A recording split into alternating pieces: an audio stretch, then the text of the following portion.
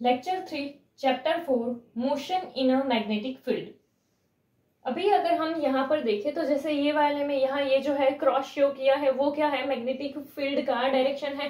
जैसे अगर हम देखें, हमने दो चीजें देखी थी, एक क्या था डॉट एंड एक क्या था क्रॉस। की क्रॉस जो है वो क्या, तो कि इनसाइड वाला डायरेक्शन शो करता है एंड जो डॉट है वो आउटसाइड वाला डायरेक्शन शो करता है। यहाँ पर क्रॉस है यानी क्या कि इनवर्ट डायरेक्शन में हमारा मैग्नेटिक फील्ड है एंड यहाँ पर ये जो है इसका वेलोसिटी का डायरेक्शन है एंड ये जो है कि अगर हम इसके लिए कि यहाँ ऐसे हर एक पॉइंट पे उसके लिए मैग्नेटिक फोर्स का डायरेक्शन देखेंगे तो वो ऐसे टूवर्ड सेंटर होगा। ठीक है, हर एक पॉइंट पे हमें जो मैग्नेटिक फोर्स का डायरेक्शन मिलेगा वो ऐसे टूवर्ड सेंटर होगा।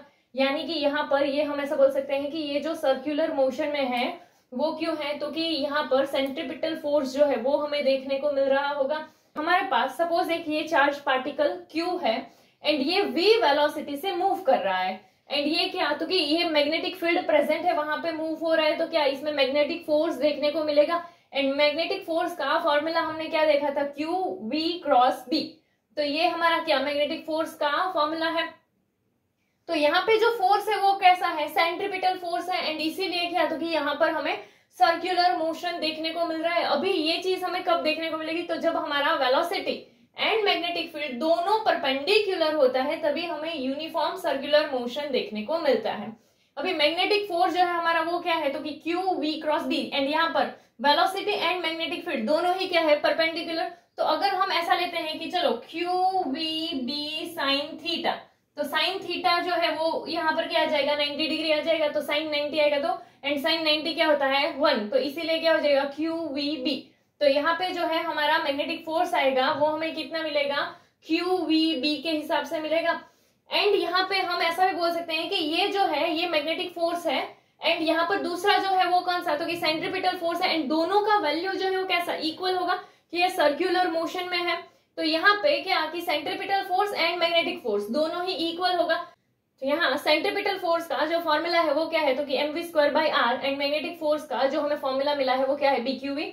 तो यहाँ पे अगर हमें रेडियस फाइंड करना है तो क्या होगा कि ये r को इक्वल टू के यहाँ से यहाँ भेजेंगे तो वो यहाँ न्यूमरेटर में आ जाएगा और यू कैन से यहाँ डिवीजन में है, इधर आएगा तो मल्टीप्लीकेशन में आ जाएगा एंड ये वाला जो पूरा टर्म है वो यहाँ से ऐसे नीचे चला जाएगा। ठीक है, तो वो जो है हमारा वो क्या बन जाएगा, तो कि mv² अपॉन में bqv इक्वल्स टू r ऐसा हो जाएगा कि लाइक ये यहाँ से यहाँ चला गया एंड ये यहाँ चला गया तो ये v एंड ये v² में से एक v ऐसे कैंसिल हो जाएगा। तो r इक्वल्स टू क्या आया mv अपॉन bq, ये हमें जो है ये रेडियस मिला।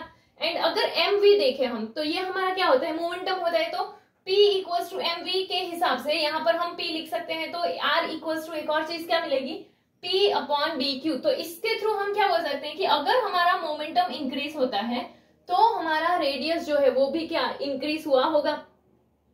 फिर अगर हम लीनियर वेलोसिटी देखें, लाइक कि हमने यहाँ पर रेडियस फाइंड किया है, ठीक है, सो लीनियर वेलोसिटी जो हमारा होता है वो क्या v है।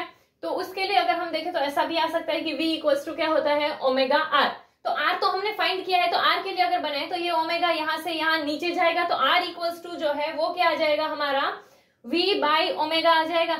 चलो तो यहाँ पे जो है ये हमें r का वैल्यू मिला है वो क्या है mv अपॉन bq एंड यहाँ r है तो r की जगह पर अगर हम ये पुट कर दे तो क्या आ जाएगा यहाँ v अपॉन ओमेगा आ जाएगा। तो यहाँ पे वही हुआ कि v upon omega equals to mv upon bq। अगर हमें ओमेगा फाइंड करना है तो दोनों साइड सपोज क्या ले लेते हैं रेसिप्रोकल ले लेते हैं।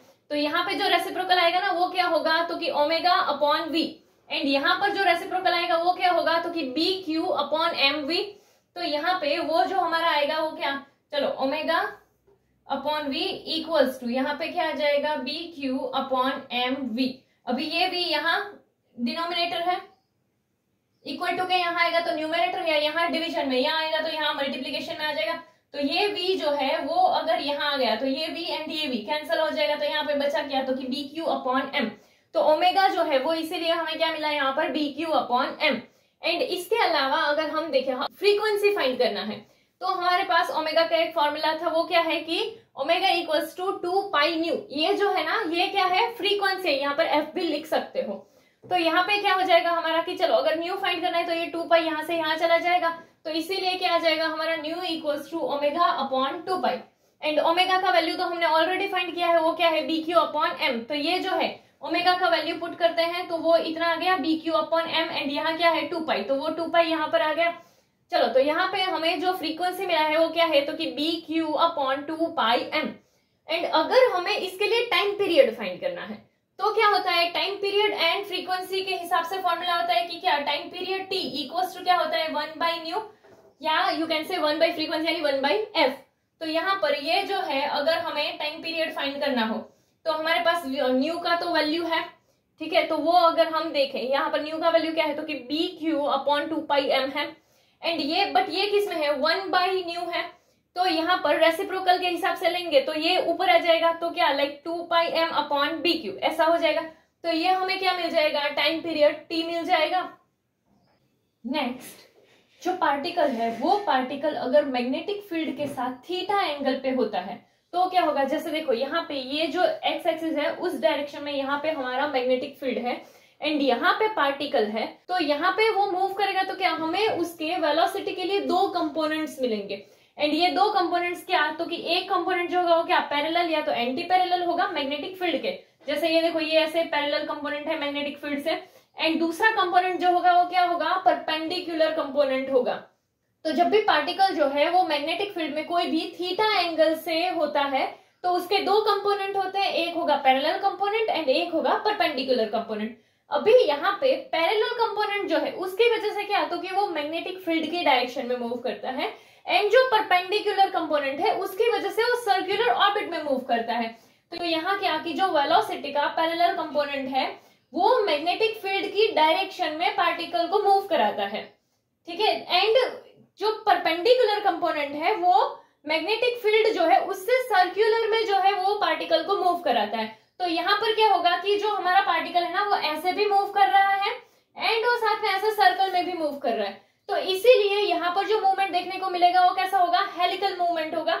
एंड यानी कि जो हमारा पार्टिकल होगा ना वो पार्टिकल यहाँ से ऐसे मूव कर रहा होगा, ठीक है। जैसे देखो ऐसे ये ऐसे मैग्नेटिक फील्ड की डायरेक्शन में ऐसे भी आगे बढ़ रहा है एंड साथ में ऐसे सर्कल में भी मूव कर रहा है।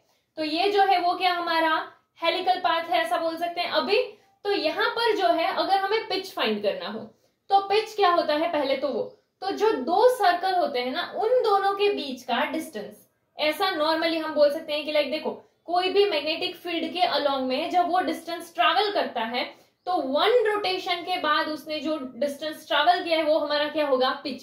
1 रोटेशन के बाद यानी जैसे देखो यहाँ पर ये है ऐसे हेलिकल पाथ में ट्रैवल कर रहा है तो यहाँ पे ये सर्कल बना एंड ये सर्कल बना, इन दोनों के बीच में उसने एक लीनियर डिस्टेंस भी ट्रैवल किया है, ठीक है। ये दो कॉन्सिक्यूटिव जो सर्कुलर बन रहा है उसके बीच में यहाँ पर ये देखो अगर हम देखें तो ऐसे लीनियर डिस्टेंस भी तो हमें देखने को मिल रहा है।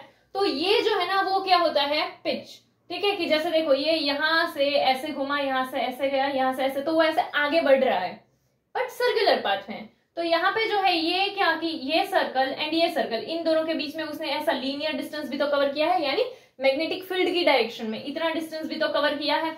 तो ये जो होगा ना वो क्या होगा, पिच होगा। तो पिच अगर हम देखें ये है तो डिस्टेंस, तो हमने डिस्टेंस के लिए अगर हमें फाइंड करना हो तो वेलोसिटी के थ्रू डिस्टेंस फाइंड कर सकते हैं। हमारा वेलोसिटी का फॉर्मूला क्या होता है, डिस्टेंस अपॉन टाइम।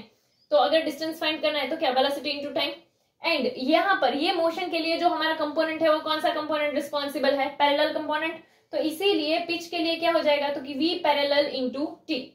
अभी यहाँ पर कि पैरेलल कंपोनेंट है तो यहाँ पर क्या हमारा आया होगा, कॉस थीटा आता होगा, इसके पीछे थियरी है, ठीक है। तो यहाँ पर v पैरेलल जो है उसकी जगह हम क्या लिख सकते हैं, v कॉस थीटा।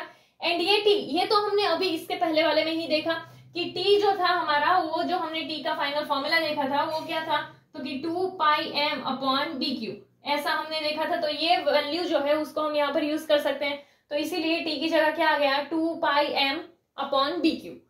चलो तो यहाँ पे अगर हम देखें तो ये हमारा फाइनल क्या हो जाएगा, तो कि 2πm/v cos θ/bq ऐसा भी लिख सकते हैं। एंड अगर हमें ये पूरा v cos θ नहीं लिखना है तो हम सीधा क्या, v पैरेलल ऐसे भी लिख सकते हैं, ठीक है। तो यहाँ पे क्या कि जो रेडियस होगा, ये जो सर्कुलर कंपोनेंट का जो रेडियस है, ठीक है, वो रेडियस किसका होगा, हेलिक्स का होगा।